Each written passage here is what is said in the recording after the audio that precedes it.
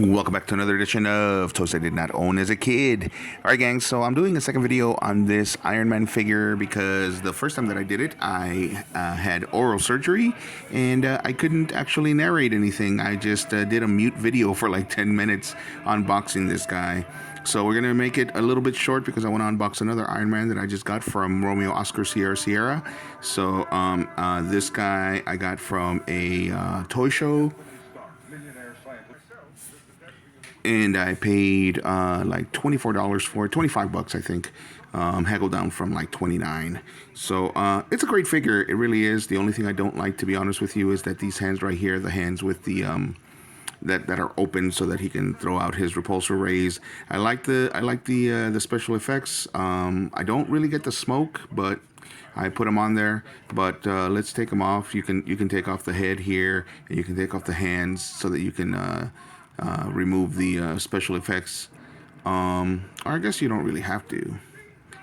But yeah, there we go. We can just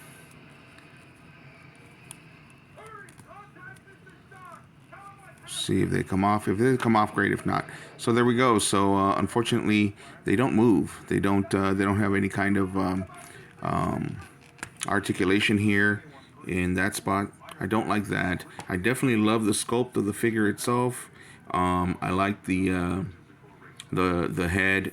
If I was gonna own an Iron Man, I was definitely gonna own the original, or this is not the original, the golden one. I would have loved to get the golden one as well, the golden armor, but this is the next one, so this would be probably what you would call the Mach 3 nowadays.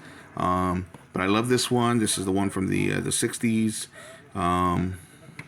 It was technically the third costume. First there was the golden one, and then there was the silver one, and then there was this guy. Or maybe it was the other way around. First it was the silver one, then the golden one, and then this guy. This has always been one of my favorites. I don't know why. I just really like that head design. But this was, I guess, considered kind of a re-release. If you look at that head, if you look at that head sculpt for Tony Stark, that is not a 1960s look. And I've got the show on right now, to be honest with you. Let's take a look at that. So there we go. You can see he's got the golden armor right there. We're going to skip to a spot where he's actually showing himself as Tony Stark. So there he is in the 1960s. That's the Marvel Hour, by the way. If you haven't seen that, it's a great little look at cartoons. But so there he is. That's his 1960s look, and this is supposed to be the same guy. This is definitely not. In fact, I believe that all they did is they put a head sculpt for the 90s version, and then gave us that. So, but this guy, I really liked him. When I saw him at the stores, I really wanted to have him. Didn't want to pay the 25 bucks though. You know, you guys know I'm cheap. I am a self-proclaimed discount toy collector. Sorry, I'm a self-proclaimed bargain toy hunter. That's my title that I gave myself. But I really wanted him. So since he never actually showed up in a cheaper price, and I saw him at the toy show, I was like, okay, whatever. I'll pay retail, because 25 bucks ended up being retail.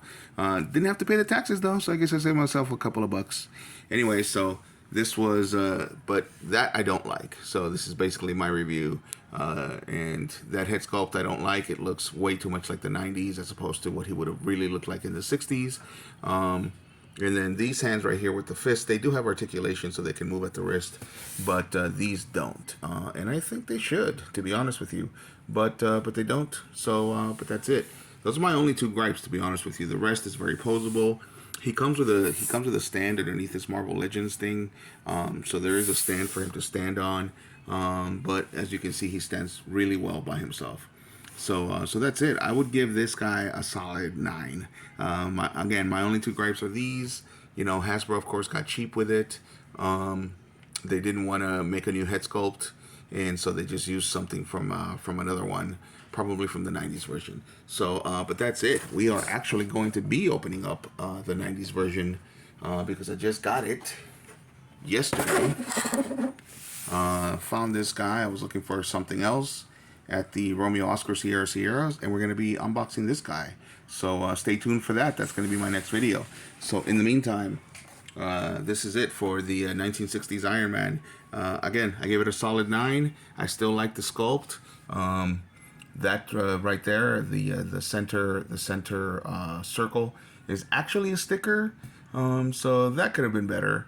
And I do believe that the transistors over here, the little transistors, I think are also stickers. So that could have been better, but other than that, I really, really, really like this figure. Marvel Legends, to be honest with you, as long as they don't have anything to stand in the way of their articulation, like capes or anything like that, because they don't do soft goods.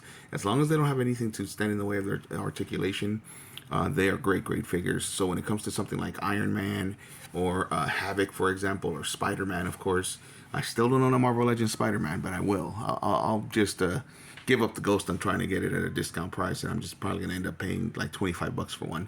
But anyway, as long as they don't have anything to stand in the way of the articulation, they are amazing, amazing figures. Really posable. They stand on their own. And that's, of course, the male figures. The female figures, usually they give them legs that are too small, so you have an issue with them standing. But, again, solid 9 out of 10. Thanks for watching, gang. If you like the video, hit a like. And if you like the content, subscribe.